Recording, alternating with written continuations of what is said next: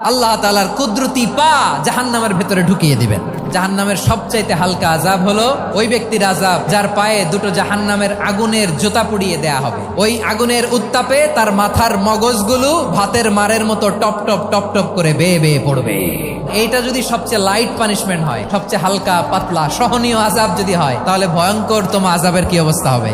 জাহান্নামের অবস্থা এত ভয়ঙ্কর হবে, জাহান্নামের ভেতরে লক্ষ লক্ষ কোটি কোটি কাফির মুশরিককে দেওয়ার পরেও জাহান্নাম বলবে হালমিম মাজিদ, আরো আছে নাকি, আরো দাও, আমার ক্ষুধা নিবারণ হয় নাই। জাহান্নামে তো উত্তপ্ত হবে, জ্বলন্ত হবে, ভয়ঙ্কর হবে। জাহান্নামের এক অংশ আরেক অংশকে খেয়ে ফেলবে। আল্লাহু আকবার।